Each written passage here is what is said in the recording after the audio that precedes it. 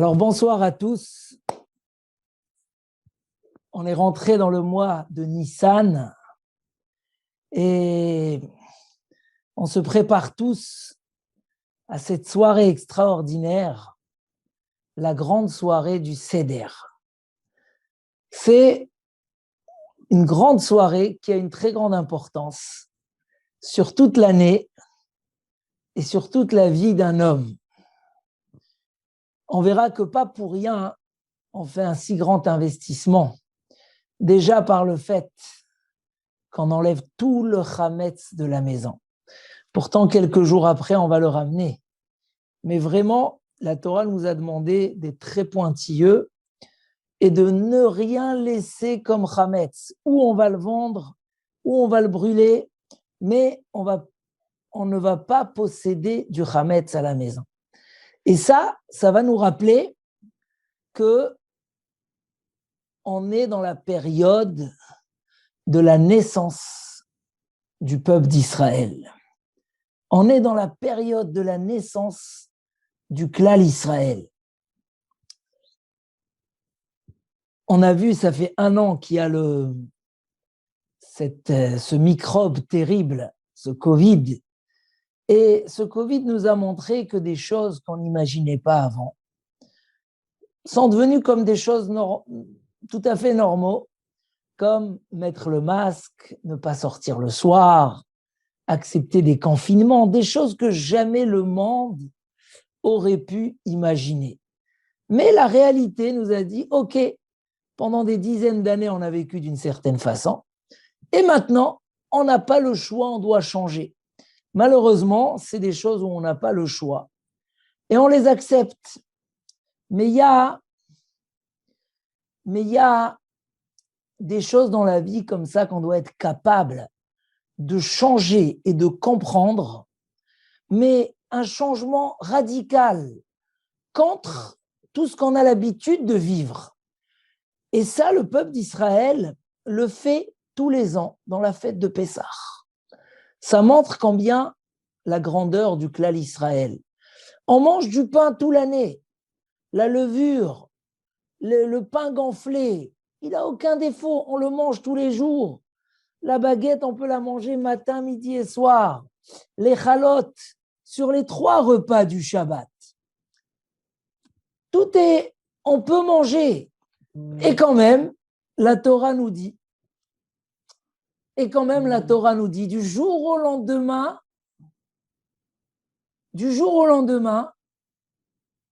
tu vas changer. Tu vas te rappeler pendant 7 jours que le Ham Israël, la naissance du peuple d'Israël, c'est quelque chose de particulier. La naissance du Klal Israël, c'est quelque chose... Pourquoi les gens me disent que ça ne marche pas? Une seconde. Là, on va renvoyer le lien, excusez-moi une petite minute. Pourquoi on va totalement comme ça changer? Pour se rappeler que le Ham Israël, il a un mode de liberté différent. Le Ham Israël, il a un mode de liberté qui est différent. Tout le monde considère que la liberté, c'est une chose, et nous, on considère que la liberté, c'est une autre chose. Il dit le Ramchal, pourquoi dans la fête de Pessah, on mange que de la matzah? Il dit, c'est comme un bébé. Les premiers jours de sa vie, on ne peut pas lui donner du manger n'importe lequel. Il est encore très faim. Et donc, on va lui donner un manger spécialisé. Quand on vient et on commence chaque année de nouveau notre histoire, notre naissance, on doit la commencer 7 jours avec une nourriture qui symbolise l'éloignement du Yetzer Hara, l'éloignement de la transformation des choses. L'éloignement, la baguette, c'est quelque chose qui gonfle, qui devient très bon, mais qui sèche en une journée. Donc c'est vrai que Dieu l'a créé pour ça. Le Yetzer Hara, Kadosh Baruch Hu, il l'a créé pour que nous, on l'utilise pour les bonnes choses. Mais quand même, il fallait qu'on commence notre vie et on va commencer notre année, l'année qui est comptée depuis la sortie d'Égypte, avec une nourriture pure, sans Yetzer Hara. pour que l'homme s'aperçoive et se rappelle que sa vie doit être sans Yetzer Hara et que le Yetzer Hara, il est là juste temporairement pour nous aider à être meilleurs, pour l'utiliser pour les bonnes choses. Donc, en tout cas, on va arriver et on va vivre Pessah totalement, d'une manière totalement différente que ce qu'on vit toute l'année. Et on va véhiculer, on va témoigner que le Klal Israël, il a des valeurs, il a un mode de vie qui ne dépend de rien de l'extérieur. Est-ce qu'on va mettre un jour le masque dans la rue? Oui. Si la Torah, elle a dit qu'un jour, tu vas arrêter de manger du chametz, si la Torah nous a dit que la vraie liberté, c'est pas d'être un homme libre des valeurs, mais au contraire, un homme qui est chargé de valeurs, alors c'est ça la vie. On n'a pas peur, c'est pas juste une théorie, mais c'est même une pratique. Donc d'une manière générale, c'est ça la fête de Pessah, c'est qu'on va vivre cette pratique, on va montrer qu'on véhicule un mode de vie très élevé qui ne dépend pas et qui n'a pas besoin d'accord de personne, parce que c'est l'orientation et le conseil et la direction que Akadosh Baruch Hu nous a donné dans la vie. Mais en particulier, le soir du Seder, c'est pas une nuit qui passe comme ça. C'est une nuit très particulière, avec des mitzvot de très haut niveau. On sait par exemple que la Brit Mila, c'est une des mitzvot les plus importantes, c'est une des seules mitzvot positifs où celui qui ne la fait pas, alors on décrète sur lui le retranchement, le karet. C'est la seule mitzvah assez, mais il y a une deuxième. C'est laquelle? C'est le Korban Pessah. Cette mitzvah-là, d'amener ce sacrifice, l'agneau pascal, où on va témoigner de notre foi en Akadosh Baruch Hu, de notre appartenance à la Torah, au judaïsme, celui qui ne le faisait pas à l'époque du Beth Amikdash méritait le retranchement, le karet. Pourquoi? Parce qu'il y a des moments particuliers comme ça où témoigner son appartenance à Kadosh Baruch Hu, à la Torah, au peuple d'Israël, est indispensable. Le Leil HaSeder, c'est un soir, comme j'ai dit au début de ce shiur, où on va vivre, on va faire des choses qui ont des répercussions sur toute l'année qui arrive, mais sur la vie entière. Et donc, on va un petit peu partager le soir du Seder en 3 parties. Il y a le soir du Seder, comment on se tient, comment on se comporte. Toute la notion de chérout, de liberté. Chayav Adam lirot et atzmo keilu hu yatsa mimitzraim. Chaque homme a l'obligation de se sentir, ou selon le Maïmonide, les harot, de montrer comme si qu'il est sorti lui-même d'Égypte. Ça veut dire on nous demande de montrer un niveau de liberté très particulier. Et on va parler de ce premier point qui est la liberté. On va parler d'un deuxième point qui est l'histoire, ce qu'on va parler. Ce soir-là, on a une mitzvah de Haggadah, de raconter. Et on verra que cette mitzvah, on ne la retrouve pas le reste de l'année. On a une mitzvah qui ressemble à ça, mais le soir du Seder, comme on le dit explicitement dans la Haggadah, Kol amarbe lesaper b'yitziat Mitzrayim, tout celui qui multiplie, qui est capable de raconter et de rentrer dans l'histoire de la sortie d'Égypte, comme si qu'il était en train de vivre ce moment-là. Harezé Meshubach, on le dit dans la Haggadah, c'est un homme louable, c'est un homme de qualité, c'est un homme de grandeur, parce qu'il va influencer sur soi et il va montrer des choses qui viennent à travers la parole. Il y a même la fête de Pessah, elle s'appelle Pessah, qui veut dire une bouche qui parle. Le deuxième point qu'on va développer ce soir, c'est ce qu'on va raconter, ce qu'on va parler le soir du Seder. Et le troisième point qu'on va développer, Bezrat Hashem, ça sera la nourriture. Le soir de Pessah, on va manger. D'accord? Le soir de Pessah, c'est un des soirs rares où on a une mitzvah de manger. On avait la mitzvah. C'est bizarre que la première mitzvah que le peuple d'Israël est ordonné, avant encore de recevoir la Torah, la première mitzvah, c'est de manger. On va faire une bracha quand il y avait le Korban Pesach.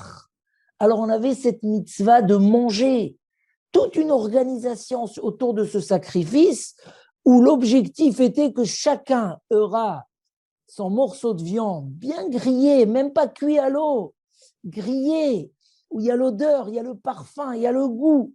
Et c'était une mitzvah obligatoire. Un homme qui se trouvait à Yerushalayim et qui n'a pas mangé le Korban Pessah, qui n'a pas amené le Korban, l'agneau pascal, Chayav Karet, c'est très très grave. Depuis quand? Pourquoi on a une mitzvah comme ça?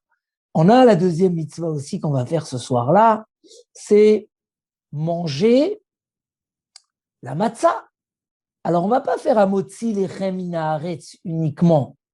On va faire une bracha, comme quand on met les tefilines ou le talit, ou quand on allume les bougies de Shabbat, on fait pour la mitzvah, on va faire une bracha al achilat matzah, comme quand tu fixes la mezouza.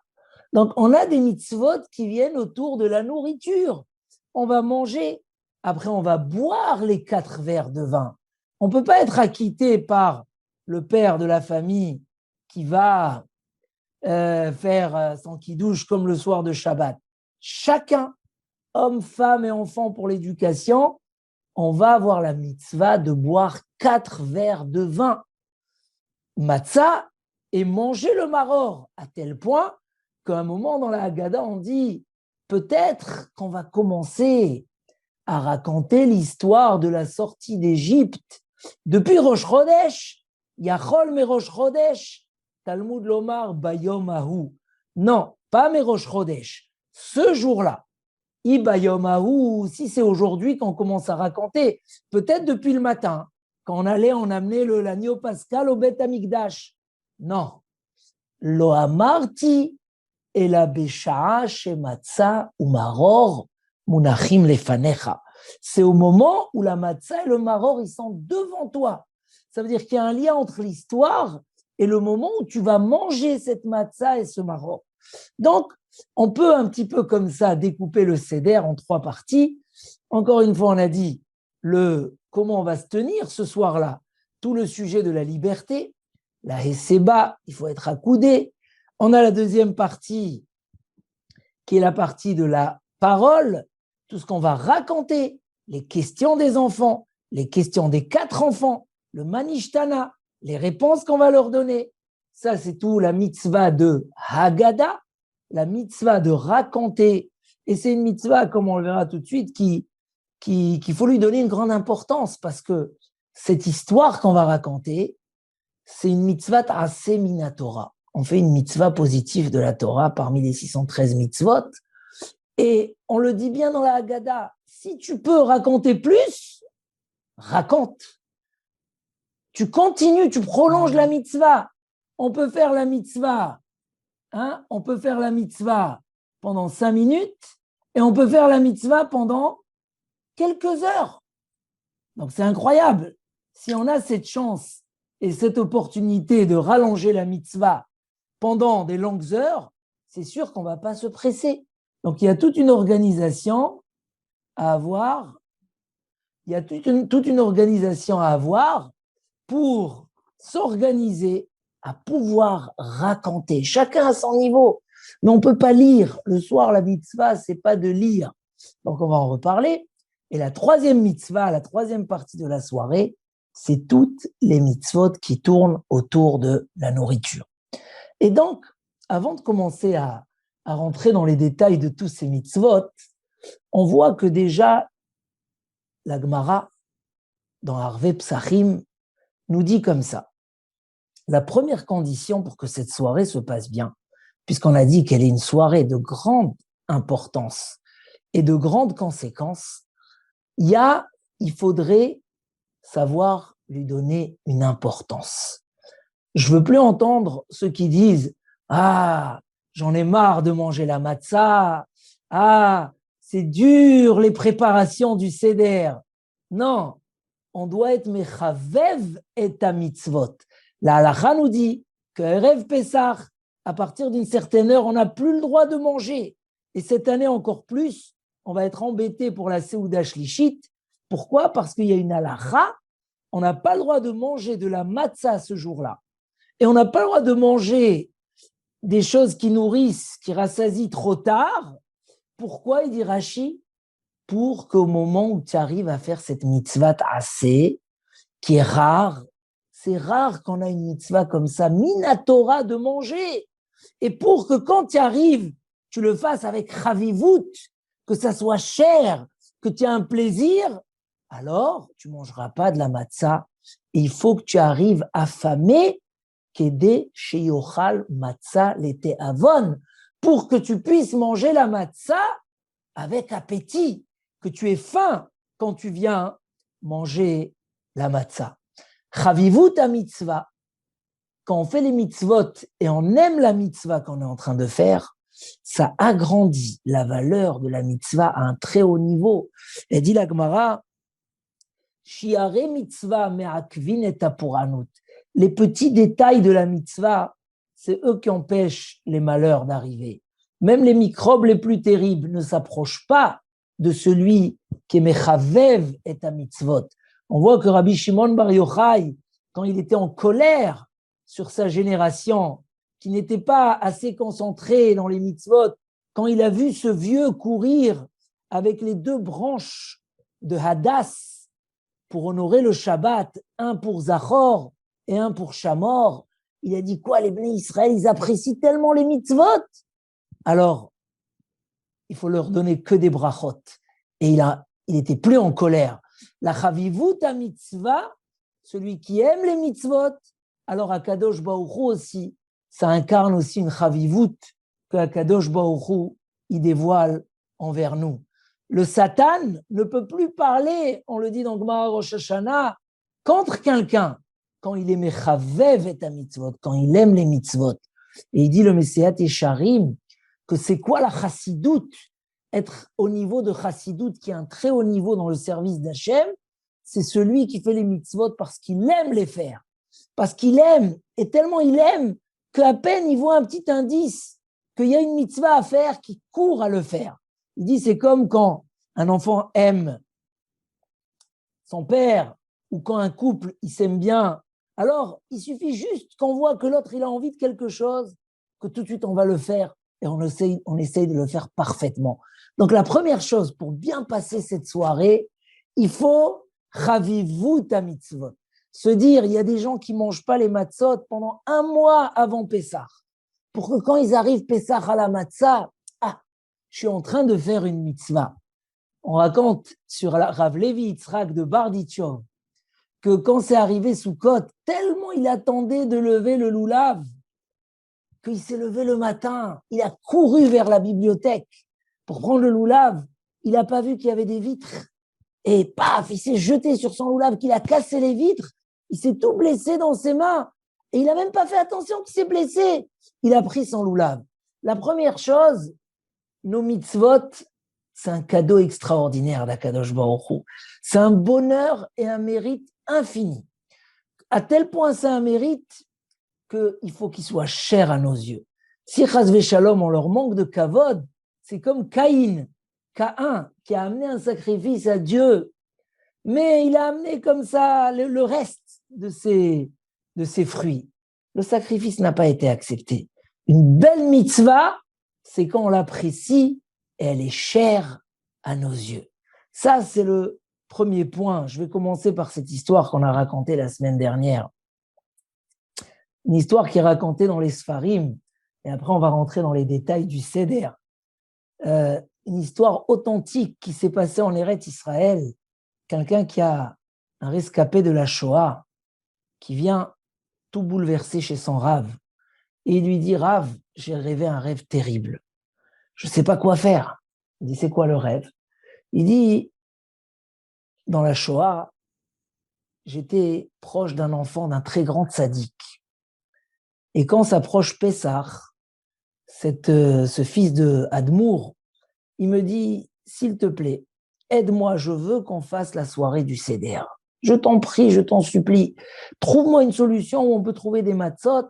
Moi, je connais toute la Haggadah par cœur, on pourra la faire. Dis-moi où tu veux que je trouve du blé. Alors, il lui dit, voilà, il y a un dépôt qui a été éclaté, qui a été explosé, il y a du blé qui tombe dehors. Si toi, tu es très débrouillard, si tu sors la nuit, tu peux trouver le blé.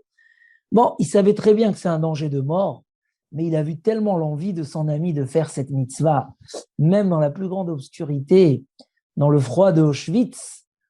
Il est parti, il s'est caché, il s'est faufilé, il a trouvé son blé. Après, il a trouvé des pierres, comment l'écraser. Et après, il a trouvé une petite tôle en fer. Et il a trouvé du feu. C'était toute une organisation qui lui a pris plusieurs soirées. Et il a réussi à cuire une grande matzah qui peut suffire pour les deux. Mais malheureusement, quand il revient avec les matzot sous son pyjama, il se fait attraper par l'Allemand qui gardait leur cabane et il voit qu'il a quelque chose. Il lui donne des coups avec sa mitraillette. Il le frappe et tout. Et la matzah, elle se casse. Et lui, il arrive par chance à se faufiler, à rentrer à l'intérieur. Et il lui reste juste un petit bout de matzah. Un seul kazaït. 30 grammes de matzah. Et bon, il dit à son ami, j'ai pas réussi à avoir suffisamment, mais on aura ce qu'il faut quand même pour faire le seder. Et ils arrivent et ils commencent à faire le seder. Et quand ils arrivent à la mitzvah de la matzah, là, le fils du Rav, il prend et dit, mais attends, il n'y a ici qu'un kazaït. Il n'y a pas pour nous deux. Donc, il y a un seul qui va faire la mitzvah. S'il te plaît, laisse-moi faire la mitzvah. J'ai envie, c'est moi qui t'ai demandé. Et l'autre, il lui dit, mais je ne peux pas te laisser. Moi, j'ai failli mourir pour cette matzah. C'est moi qui prends la mitzvah. Et comme ça, discussion. Un moment, le fils du Rav lui dit, regarde, j'ai une proposition. Toi, moi, je mange la matzah. Et toi, tu as le mérite de la mitzvah. On se partage comme ça. Il a dit, ok, il n'y a pas de problème. Moi, l'essentiel, c'est que j'ai le mérite, c'est moi qui ai fait la mitzvah. Ils ont tapé des mains, un accord.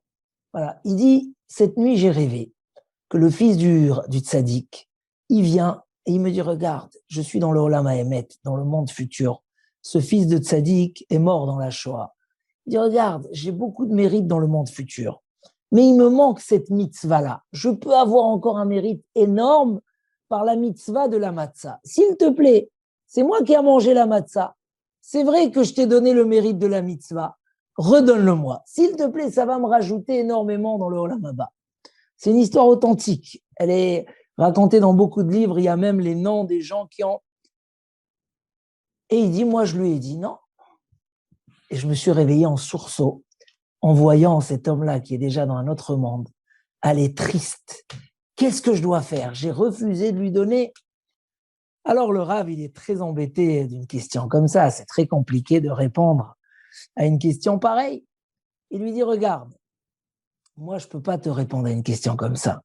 Il y a Yerushalayim, un Admour, qui a passé la Shoah comme vous et qui comprend ce que vous avez passé. Lui, il pourrait répondre à votre question. Bon, il est tellement angoissé du rêve qu'il a fait. Il va à Yerushalayim, il va chez le Admour et il lui raconte l'histoire. Et le Admour, il lui dit, regarde, lui, il n'est plus dans ce monde-là, il ne peut plus faire cette mitzvah. Toi, tu es encore là, tu peux faire encore cette mitzvah. Il faut que tu lui donnes le mérite de la mitzvah. C'est dans ton devoir. Il est mort dans la Shoah, donne-lui. Il dit, ok, bon, si vous dites, alors je donne. Il dit, non, c'est pas comme ça que tu fais. Prends les clés de la synagogue, tu ouvres le Sefer Torah, le Aaron HaKodesh, tu racontes toute l'histoire et tu te rappelles de toutes les émotions que tu as eues à ce moment-là. Et tu dis à Kadosh Baruch Hu, je lui donne le mérite de la mitzvah. Alors il raconte que c'est ce qu'il a fait. Mais ça a duré pendant 3 heures. Et il a tellement pleuré qu'il n'avait même pas les forces de ramener les clés au Rav. Il est rentré chez lui à la maison. Et rien que le lendemain, après que dans la nuit, son ami il est venu et il lui a dit « Je te remercie infiniment ». Et il avait son visage qui brillait de joie. Et là, le Hadmour, il a dit à ses élèves « Regardez, Rabotaï, cet homme-là, il est mort sur le Kiddush Hashem. On ne peut pas imaginer quel monde futur il a. C'est inimaginable. » Et il redescend dans ce monde-là pour demander à son copain une mitzvah de matzah, alors que c'est lui qui l'a mangé, mais il a vendu le mérite de la mitzvah. Aïe, aïe, aïe.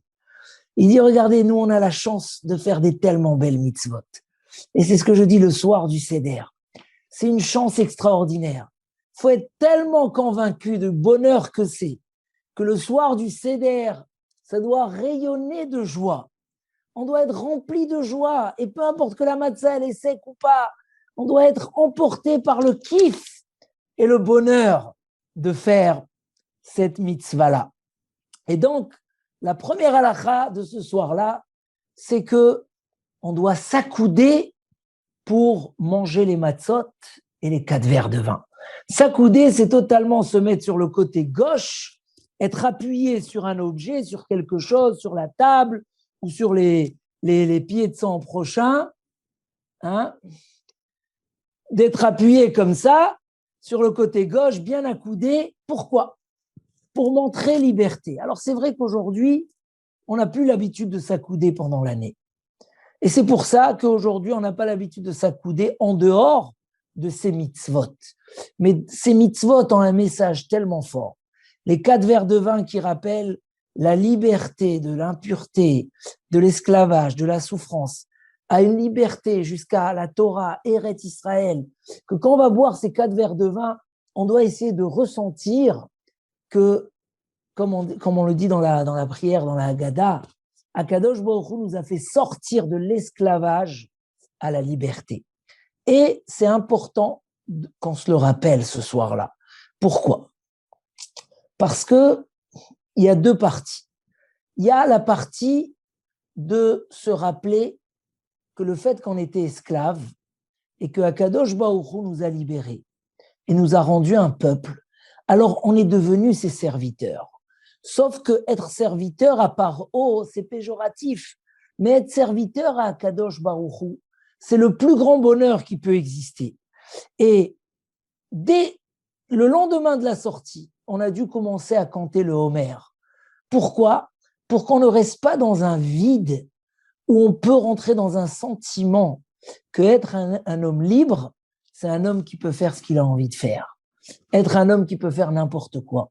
La vraie liberté, c'est avoir de grandes valeurs, d'être suivi par son esprit et sa morale, et savoir qu'est-ce que je fais, avoir les forces de faire ce que je dois faire, et ce qui est bien de faire pour moi, c'est ça la vraie liberté. Et c'est pour ça que ce soir-là, on doit ressentir, c'est marqué que le Maharil, il recevait des chandeliers en or et en argent et toutes sortes d'objets de valeur pour garder.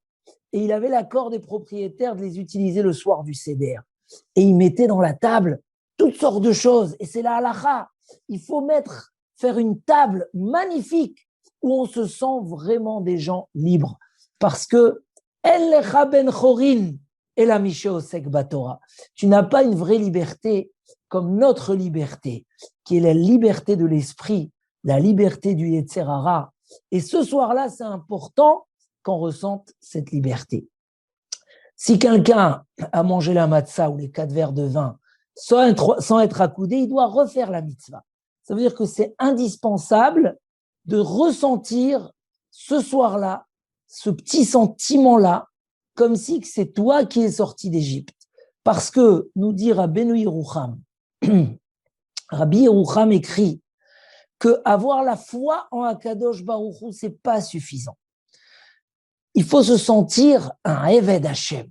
Je dois me sentir, avoir le bonheur d'être esclave et soumis au maître du monde, à celui que tout est dans ses mains, la vie et la mort, l'éternité, la création, notre santé, notre avenir, se sentir Eved d'Akadosh Baruch Hu, c'est le plus grand bonheur.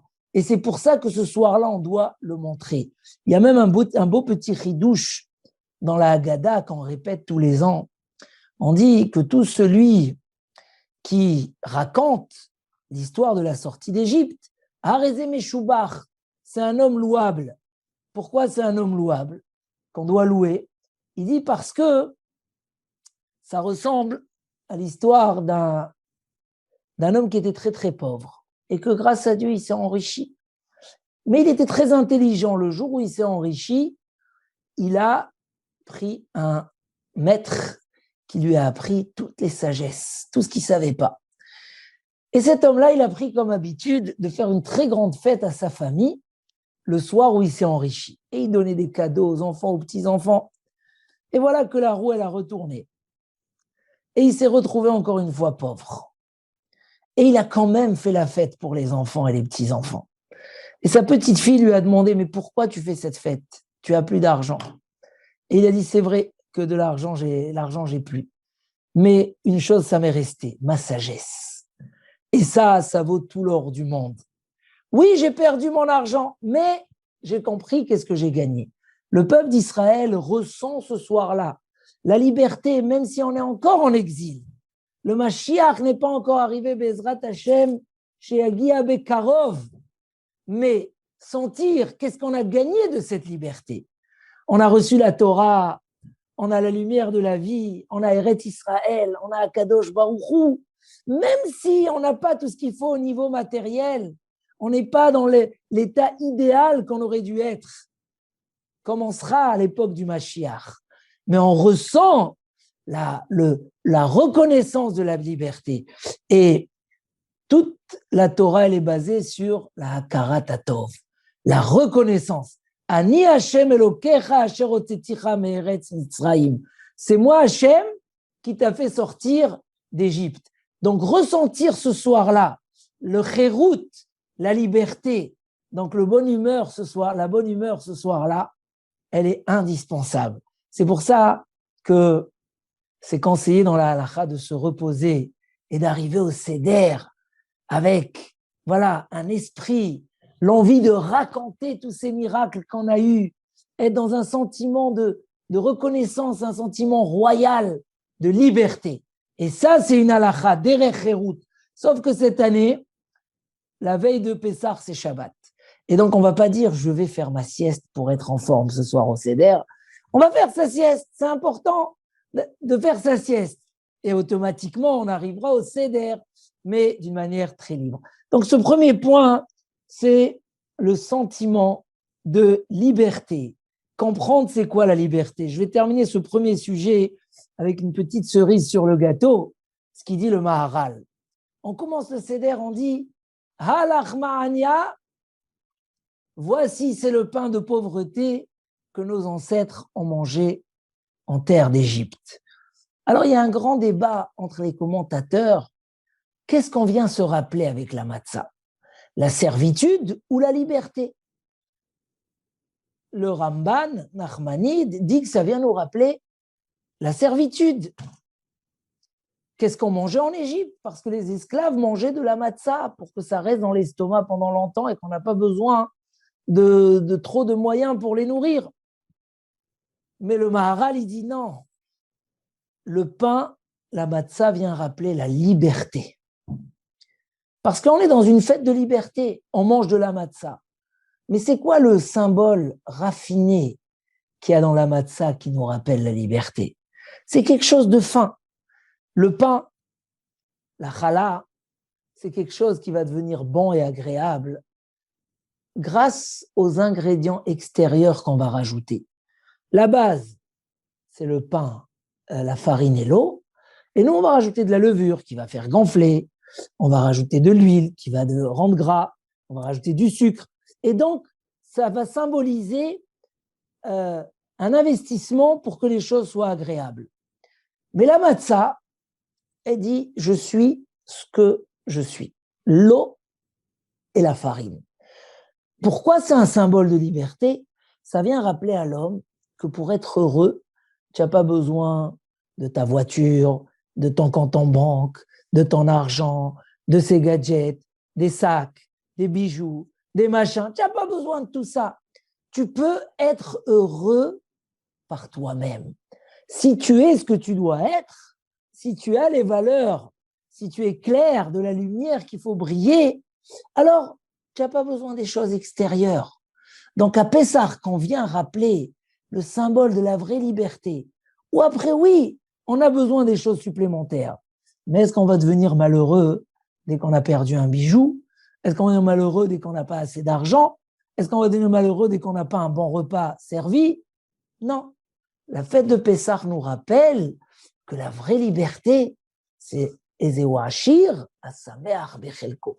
Je suis largement heureux de tout ce que j'ai. Je suis largement déjà heureux de tout ce qu'Akadosh Baruch Hu me donne. Et tout le reste, c'est que des plus.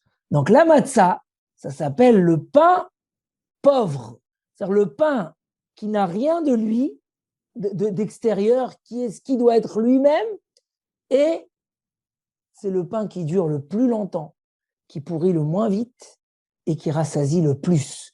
Donc, ça a pour but de nous rappeler, voilà, les vrais symboles de la vraie liberté. Que ce qu'on se rajoute dans la vie, c'est un plus, mais ça ne doit pas toucher à nos humeurs ou nous attrister. Donc ça, c'est le premier point du Seder, la liberté. Ensuite, on passe au deuxième point, c'est la Haggadah. Donc on a une mitzvah de Haggadah. Veigadta le bincha, tu raconteras à ton fils. C'est une mitzvah ta'aseh min Torah de raconter. Pour ça, c'est important ce soir de Pessah, de comprendre ce qu'on dit, de traduire, de commenter, d'interpréter. Même les halachot qu'on va citer, c'est important de les développer. Et comme on raconte au début de la Haggadah, c'est Chachamim qui connaissaient déjà toute la Torah. Mais ce soir-là, ils ont compris la mitzvah de Haggadah et ils sont restés jusqu'à que le matin s'est levé. Alors cette mitzvah de Haggadah est très particulière. Pourquoi? Parce que nous dit le Nachmanide que toute notre foi, toute la Emouna est fondée sur la sortie d'Égypte, pas sur la création du monde. Parce que la création du monde, on l'a connue par transmission. Alors que la sortie d'Égypte, on l'a vécue, on l'a vue, elle a été transmise de père en fils jusqu'aujourd'hui. Et la Torah voulait, elle a mis en valeur la sortie d'Égypte dans Anochi Hashem Elokecha, dans les 10 commandements. Elle a mis ça dans le Kiddush, dans les fêtes, dans le Kriyat Shema, dans toutes les mitzvot qu'on fait, on a le souvenir de la sortie d'Égypte. Pourquoi? Parce qu'à ce moment-là, Akadosh Baruch Hu nous a montré sa présence, son existence. Il nous a montré que c'est lui qui domine tout ce qui se passe dans le monde. Et Akadosh Baruch Hu voulait qu'on le voie une fois. Mais une fois, ça suffit. Après, celui qui cherche, il va trouver la réponse dans les miracles de la sortie d'Égypte. Donc, la foi nous a été transmise par un vécu, par des choses que nos ancêtres ont vues, comment Akadosh Baruch Hu, il a annulé la puissance du monde, il a changé la nature, il a dominé le ciel et la terre jusqu'à les petites grenouilles et les verres d'eau qu'on allait boire. Tout a été dominé par Akadosh Baruch Hu. Et on a compris par les miracles dévoilés que Hachem ou Elohim en od milvado. Il n'y a personne d'autre à part lui. Sauf que de ces miracles dévoilés, de ces miracles dévoilés, nous on va découvrir les miracles cachés. Les Nissim Nistarim. Pour ça, dans la deuxième étape de la Haggadah, on va parler de Lavan qui voulait tuer Yaakov et qu'Hachem nous a sauvés. Ça veut dire quoi? Le but, dit le Nachmanide, de ces miracles dévoilés, c'est qu'on comprenne tous les miracles qu'on a tous les jours, tous les heures, tous les minutes et tous les secondes. Le but de la Torah, il dit, le Ramban, un homme n'a pas de part dans la Torah s'il ne croit pas que tout ce qui lui arrive, c'est pas le hasard, c'est pas la nature. Ela hakol be'ashgachat elyon, tout est géré par Akadosh Baruch Hu. Maintenant, toute l'année, on a cette mitzvah de se rappeler. Tous les jours, on dit Ani Hashem Elokechem, Asher Hotzeti Etchem mais Eretz Mitzrayim. C'est moi, Kadosh Baruch Hu, qui vous a fait sortir d'Égypte. Tous les jours. Mais le soir de Pessah, on a une mitzvah de le raconter. On a une mitzvah que ça se fasse par question-réponse, pour qu'il y ait une analyse et un approfondissement. Et on a une troisième mitzvah dans cette histoire de raconter, que ça soit au moment où on voit le matzah, la matzah et le maror. Quand c'est devant nous et on vit les choses, donc ça veut dire que le soir de Pessah, on va charger les batteries de cette émouna et ça aura une répercussion sur tous les jours de l'année. Quand on dit « c'est moi Hachem qui vous a fait sortir d'Égypte », alors on va revivre ce qu'on a raconté le soir du Seder, toute cette histoire, tous les miracles. Donc pour que demain, quand quelqu'un il t'insulte, Razvé Shalom, ou dès que tu te fais mal, ou dès que tu as un miracle, un bonheur, d'un coup tu es sorti, il y avait une manifestation derrière et toi tu l'as échappé, tu as pu arriver à ton rendez-vous. Dès que Mina Shamaim, ça s'est arrangé pour toi, dès que tu as une bonne nouvelle, que tu saches, c'est pas le hasard, c'est Akadosh Baruch Hu. Où est la source de toute cette émouna? C'est ce qu'on va raconter le soir du Seder. C'est pour cela que c'est une mitzvah très importante. C'est pour ça qu'il faut être en forme. C'est pour ça qu'il ne faut pas se presser pour arriver au repas. On a des repas tout le long de l'année. C'est pas ce qui nous manque. Ce soir-là, le repas va être complet, va justement compléter l'histoire, la émouna, la force qu'on va prendre ce soir-là. Donc, on a cette mitzvah extraordinaire de Haggadah, de raconter. Ça nous permettra de réaliser et de revivre Ke'ilu hu yatsa miMitzrayim. Comme si c'est toi qui es sorti ce soir d'Égypte et tu as vu tous ces miracles, tu as compris que Hashem wa Elokim en od milevado et tu vas vivre avec ça tout le long de l'année. Et la troisième partie, c'est toutes les mitzvot de ce qu'on va manger ce soir-là. La mitzvah, elle va passer à travers la nourriture. On va faire une bracha sur ce qu'on va manger. Pas une bracha comme tout l'année, Amotzi lechem min haaretz. Non, on fait une bracha comme l'ikvoa mezouza. On va faire alachilat matzah. On va faire la bracha de manger les matzot. Pourquoi? Alors, pour donner déjà l'idée avant de passer à la halacha, on va voir ce qu'il dit Rabbi Tzadok HaKohen. Il dit Rabbi Tzadok HaKohen, la première faute du monde qu'a fait Ève et Adam, c'était par de la nourriture. Ils ont pris quelque chose de très spirituel, Etz Hadat, l'arbre de la connaissance, et ils l'ont rendu quelque chose de matériel, un plaisir tout simple. Comme elle a dit Chava, waouh, Kitov Haetz le Ma'achal, il est bon pour être mangé. Ta'ava la'enaim, c'est un désir aux yeux, les yeux ils le désirent. Donc Adam et Chava, ils ont pris la première nourriture qui était pour eux la mitzvah centrale et ils ont rendu un plaisir humain, un plaisir simple. Et de là, on est tombé dans l'impureté du serpent et le monde a baissé de niveau d'une manière gravissime, où jusqu'aujourd'hui, on est en train de réparer la faute de Adam et Ève. La sortie d'Égypte avait pour but de nous purifier de cette impureté. Et donc, la sortie d'Égypte, la réparation va passer par de la nourriture. Nous, on va prendre cette matzah-là que certains disent « Ah, elle est dure, elle est sec, j'arrive pas à la manger, elle me fait mal au ventre. » Non, on va prendre cette matzah et on va vers ça une mitzvah. On va prendre ce steak du Korban Pessah. Adam Arishon n'avait pas le droit de manger les animaux. Noach, qui a commencé à s'élever un petit peu, il a eu le droit de manger les animaux. Parce que puisqu'il s'est élevé, les animaux sont devenus comme à son service pour l'aider dans son travail envers Akadosh Baruch Hu. Et là, il a pu amener des sacrifices et il a pu manger ces sacrifices.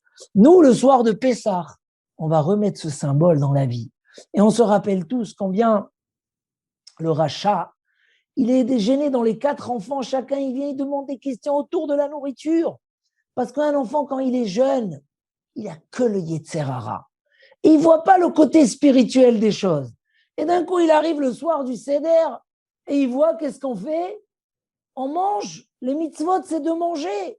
C'est ça les mitzvot. Va à la synagogue, prie, fais le Hallel. Alors, on fait aussi le Hallel. Mais l'essentiel des mitzvot sur quoi on va faire la bracha, c'est la nourriture. Donc, le rachat, il refuse. Il dit, ma avoda azot lachem. C'est pas normal. Et nous, on lui dit, tu n'as pas compris. Toi, il faut qu'on te casse les dents parce que tu les utilises pour du matériel. Nous, même dans le matériel, le peuple d'Israël, il ne fait pas du matériel un but en soi. Le matériel est un symbole justement pour servir à Kadosh Baruch Hu. On prend cette matière et on la rend spirituelle. Bien sûr, à travers le plaisir, à travers les forces que ça nous donne. Et donc, c'est à travers ça, quelque part, la première mitzvah de l'année, on répare, on relie notre lien avec Akadosh Baruch Hu qui a été dénoué par Adam et Ève. À travers cette nourriture qui a déconnecté le matériel et le spirituel qui l'a rendu matériel, nous, on va faire l'inverse. C'est à travers la nourriture qu'on va faire les mitzvot. Quel beau secret, quel secret magnifique se cache dans ces mitzvot-là. On s'accoude, on mange le kazaïd de matzah. Et donc, évidemment, il faut le faire avec toute sa splendeur. Il faut faire la mitzvah avec tous ses détails, comme on a dit, les détails de la mitzvah. Donc, quand on va boire les 4 verres de vin, il faut que le verre soit de 15 centilitres et il faut boire la majorité du verre. Bien sûr que pour les gens malades, on peut se contenter de 8,6 ou pour celui qui n'a pas les forces, mais de préférence, la gematria kos yafé, si on peut, on prend un verre de 15 centilitres et on boit un peu plus que la moitié. Celui qui peut plus, alors qu'il boit tout, mais un peu plus que la moitié, accoudé. Et à travers ça, se rappeler des 4 promesses qu'Akadosh Baruch Hu a fait au peuple d'Israël et qui les a accomplies. Ve'otseti, ve'itzalti, ve'ga'alti, ve'lakarti. Je ferai sortir, je délivrerai, je sauverai et je vous prendrai et je vous amènerai en Eretz Israël. Pour ça, on fait le 5e verre de vin, celui d'Eliaou Hanavi qu'on ne boit pas ce soir-là. C'est pour la 5e promesse, je vous amènerai en Eretz Israël. En même temps, toujours le chiffre 4 est utilisé dans le côté du mal pour prendre les 4 coins du monde et dire c'est nous qu'on domine. Et nous, ce soir-là, on va boire ces 4 verres parce que la sortie d'Égypte nous a montré que les 4 coins du monde, tout est géré par Akadosh Baruch Hu. On va manger plusieurs fois la matzah. Première fois où on va manger un grand kazaït, presque en double. D'accord, on va manger un grand kazaït de matzah, où on ne va pas refaire les calculs ce soir. On inclut les 2 kazaïts dans un, et donc on va manger 33 grammes de matzah accoudé. C'est très important de manger cette quantité en 4 minutes de préférence, parce que dans la Torah, il y a des règles, qu'est-ce qu'on appelle manger. Et manger, c'est dans un laps de temps. 4 minutes, 30 grammes, 33 grammes de matzah. Pour le korer, on peut se contenter de 17 grammes, et la même chose pour la ficomane qu'on va manger à la fin du repas, qui vient nous rappeler l'agneau pascal. On va manger encore une fois 17 grammes. Et pour celui qui a la force, c'est bien d'aller jusqu'à 30 grammes, 32 grammes. Voilà, pour se rappeler et l'agneau pascal et le sacrifice qui venait avec lui. Le maror, on va prendre aussi le maror. Il faut faire attention de ne pas prendre de la laitue plein de verre. Donc, on achète une laitue déjà nettoyée dans les magasins cachers, ou si on la nettoie, comme il disait le Ben Ishraï à une femme qui nettoyait pas bien sa laitue, il disait, tu fais plus des péchés en mangeant ça que les cheveux que tu as sur ta tête, parce que chaque verre, c'est 5 péchés. Donc, il y a besoin d'un nettoyage particulier avec de l'eau savonnée à la lumière. Et pour ça, aujourd'hui, on essaye d'acheter donc cette laitue qui est vendue dans les magasins d'Israël, où on complète avec des endives, mais on fait bien le kazaït avec ses 30 grammes. Alors, c'est facile d'avoir 30 grammes dans les légumes, ça pèse assez lourd, et on prend ces 30 grammes de kazaït, de maror, on les mange pas accoudés parce que le maror, ça vient rappeler la servitude. Donc, le maror, on le mange pas accoudé. mais il faut manger la quantité qu'il faut. Dans le korer, on associe les 17 grammes de matzah avec le maror, et encore une fois, on les mange à coudées. Pourquoi on fait ce sandwich-là? Parce que Hillel Azaken, lui, il disait comme ça, que quand la Torah elle a dit de manger avec l'agneau pascal la matzah et le maror, il fallait manger la matzah et le maror mélangés, ensemble. Les chachamim, ils disent non, il fallait les manger séparés. Donc la première mitzvah, on fait matzah, maror. Après qu'on a bien fini la Haggadah, on a fait la première partie de la Haggadah avec la première partie du Hallel. Là, on passe à la matzah et on mange ce kazaïd de matzah, c'est 32 grammes de matzah. Après, on fait les 32 grammes de maror. Et après, on fait korer. On les associe ensemble et on les mange en même temps. Et le dernier kazaïd qu'on va manger, c'est à la fin du repas pour l'afikoman. Alors, beaucoup de gens n'arrivent plus à manger, mais c'est important. C'est une mitzvah quand même très importante. Ça vient nous rappeler le korban Pessah. Justement, on dit Anechal ala sova. On mange une fois qu'on est rassasié. Donc, la mitzvah de l'afikoman, c'est de manger quand on est rassasié. Mais nous dit le Mishnah Broura, attention, il faut garder un peu de place, parce que si tu as 0 place, c'est peut-être pas une mitzvah de se forcer comme ça. Donc, on garde un peu de place, et de toutes les façons, pour celui qui aime les mitzvot, il y a toujours un peu de place, et on mange soit de préférence 2 kazaïts, qui fait 30 grammes, sinon on peut se contenter de 17 grammes, ou avec ça, on va boucler le repas. Il va nous rester juste les 2 derniers verres de vin, ou encore une fois, c'est important que même les femmes, même si elles sont fatiguées, alors c'est pas grave, elles peuvent avancer seules sur la Haggadah et elles boivent leurs 2 derniers verres de vin. Il faut être sûr, ce soir-là, d'avoir bu ces 4 verres de Géoula. Quand on nous donne à boire, on ne nous demande pas de jeûner pour se rappeler la Géoula. On nous demande de boire, et on peut boire du jus de raisin pour se rappeler la Géoula, avec un minimum. Minimum, si on a bu moins que 4,6 centilitres, c'est comme si on n'a pas bu. Donc, il faut boire au moins 4,6. Et celui qui peut, de préférence, 8,6. Donc, ce n'est pas très difficile. On a les verres en plastique pour calculer, c'est environ 15 centilitres. On fait un petit calcul comme ça et on boit ces 4 verres de vin correctement, ces kazaïd de matzah.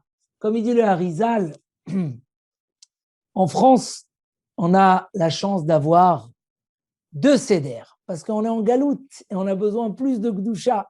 Donc, on a 2 sédères. Et on va répéter les mitzvot de ce soir-là dans les 2 sédères. Et comme j'ai dit au début de ce shiur, ça vient nous rappeler ce soir-là, on doit sortir un petit peu chargé de nos valeurs, chargé du sentiment de liberté, de fierté de ce qu'on est. Se rappeler que la liberté, c'est les valeurs, c'est pas sans valeur. Et on le répète tous les jours à nos enfants et on va se le répéter à nous aussi, que la vraie liberté, c'est savoir qu'on est devenus les serviteurs d'Akadosh Baruch Hu. Reconnaissance.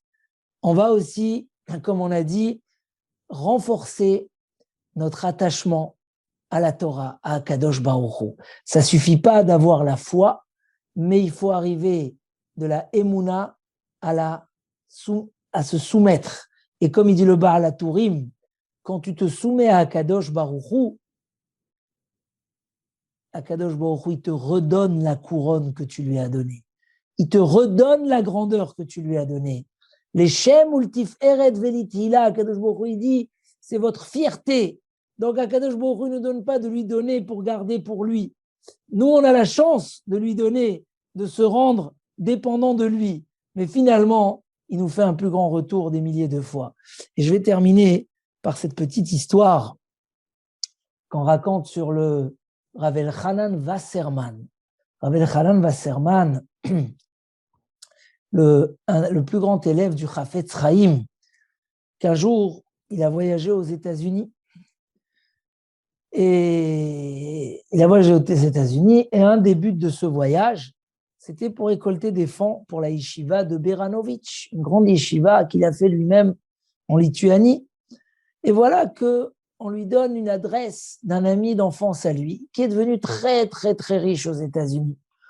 Donc, il fait un rendez-vous avec lui, et quand ils se rencontrent, ils étaient très heureux de se retrouver. Ils étaient des très bons amis à l'école. Et là, cet ami-là, il a commencé à lui raconter toute sa vie et comment il s'est enrichi. Il a une usine de couture et aujourd'hui, il a des biens immobiliers dans tous toutes les États-Unis. Et le Rav, il a compris que cet homme-là n'est plus Shomer Shabbat, ne fait plus ses mitzvot. Il est complètement écarté. Il est noyé dans sa richesse. Il ne voit plus rien que son argent. Alors, quand ils finissent de parler, le riche, il dit à Rav Elchanan Wasserman, dis-moi pourquoi tu es venu aux États-Unis. Et là, Rav Elchanan Wasserman, même s'il avait énormément besoin de son aide, et il avait l'opportunité de lui demander de l'aide, il a dit non. D'abord, il faut que je lui fasse passer un message. D'abord, il faut que j'essaye de le sauver. Il lui a dit, le Rav, regarde, dans ma veste, j'ai des boutons qui sont détachés. Et vu que tu as une usine de couture, j'aimerais que tu demandes que tu me fasses recoudre mon vêtement. Il dit, bon, c'est avec plaisir, je te fais, mais je t'ai demandé pourquoi tu es venu aux États-Unis. Il dit, mais je suis venu pour que tu me coudes ces boutons-là. Arrête avec tes bêtises. Mais dis-moi pourquoi tu es venu aux États-Unis. Et le Rav, il reste, il dit, non, c'est pour les boutons. Bon, alors l'autre, il lui a cousu les boutons. Et il lui a dit au revoir. Au contraire, il n'a pas dû faire un chèque, donc c'est plus facile. Mais quand il rentre chez lui à la maison, il n'est pas tranquille. Il dit, il m'a caché quelque chose. Il ne va pas se moquer de moi. C'est Rav Elchanan, il est chacham, il est sage, il est connu dans le monde entier. Qu'est-ce qu'il voulait? Pourquoi il m'a parlé de ses boutons? Et ça le travaille. Le lendemain matin, il le rappelle, il dit, viens me voir. Il le rappelle, il dit, dis-moi, pourquoi tu es venu aux États-Unis? Alors le Rav, il lui dit, regarde, tu n'arrives pas à croire que je suis venu pour coudre des boutons. Parce qu'un homme, il ne voyage pas un si long voyage en bateau pour coudre des boutons dans un vêtement. Ce n'est pas ça le but. Tu as compris que je ne suis pas venu pour ça. Je suis venu pour des choses plus importantes. Alors je te demande, pourquoi tu es venu sur Terre? Est-ce que tu es venu sur Terre pour de l'argent? Ça, c'est qu'un moyen de vivre. On est venu pour des buts beaucoup plus grands que ça. Le soir du Seder, on a cette chance-là de se rappeler le début de notre histoire. Comme on a dit, Akadosh Baruch Hu nous a demandé de vivre quelque chose anormal. Dans toutes les maisons autour de nous, il y a de la baguette, il y a du pain, il y a des gâteaux. Chez nous, le soir de Pessah, il n'y a que de la matzah. Il n'y a que de la matzah. Ce symbole de liberté, de ne pas dépendre de rien, de ne pas avoir besoin de son Yetzer Hara pour vivre heureux. Les gens, ils ont tout le bonheur, ils ont une femme extraordinaire, ils ont un mari extraordinaire, ils ont des enfants, ils sont tristes. Qu'est-ce qu'ils veulent? Ils ont tout. Mais l'homme, il est dans un esprit comme ça. Il a besoin de la levure, il a besoin du mensonge. S'il n'a pas les plaisirs qu'il veut, alors il est malheureux. Ce soir-là, on va se rappeler d'où on est, qui on est, cette pureté-là que le peuple d'Israël il veut avoir, ce rappel-là qu'on n'a pas besoin de levure pour être heureux. On a le fait qu'on mange pour la mitzvah, c'est ça notre mérite. Et renforcer ces valeurs de vraie liberté, de vraie grandeur, de vraie émouna, comme on a dit, les miracles dévoilés qu'on va raconter ce soir-là, vont nous rappeler que tout ce qui nous arrive tous les jours, chaque seconde, c'est les nissim nistarim, c'est les nissim cachés qu'Akadosh Baruch Hu nous fait. Il dit le Nachmanide, quand tu mets la mezouza et tu dis Zecher Litziat Mitzraïm, ça y est, avec quelques euros que tu as payés dans ta mezouza, tu as témoigné que tu crois en Akadosh Baruch Hu, tu crois en tout la Emouna, tu crois dans toute la Torah. C'est un mérite énorme si tu as eu la bonne attention. Le Ramban, il dit, tout ce mérite-là de ce que tu vas avoir dans la mezouza, ou quand tu vas aller à la synagogue et tu vas dire Amen Yeshme Rabba, à ce moment-là, tu as témoigné, tous les règles de la Emouna, tu les as validées, tu les as proclamées, à condition que tu as compris ce que tu dis. Ce soir du Seder, si on se prépare comme il faut, si on sait que ça va nous rappeler qu'on n'est pas là pour des boutons, on n'est pas là pour des vêtements, on est là, Oz ve'adar levusha, vatitzrak leyom acharon. Qui sait, qui peut se réjouir, être le plus heureux à la fin de chaque chose. à la fin, toujours, qui peut dire oui, j'ai réussi le passé. C'est celui qui s'entoure d'un vêtement de puissance et de fierté, de Torah, de proximité avec Akadosh Baruch Hu. Être Eved Hashem, être le serviteur d'Akadosh Baruch Hu, c'est la plus grande grandeur. Et ça, à travers le rappel de tous ces miracles, à travers les mitzvot qu'on va faire dans la nourriture, à travers tous ces mitzvot-là, et on va, à travers la chavivut qu'on donne à la mitzvah, on va montrer combien on aime les mitzvot, on va même se préparer, on ne va pas manger avant pour faire les mitzvot, c'est ce qui va nous permettre justement de retrouver ce bonheur, cette grandeur, Be'ezrat Hashem. Alors, Chazak ve'ematz à tous ceux qui ont participé, je vais consacrer encore quelques minutes pour la particularité de cette année.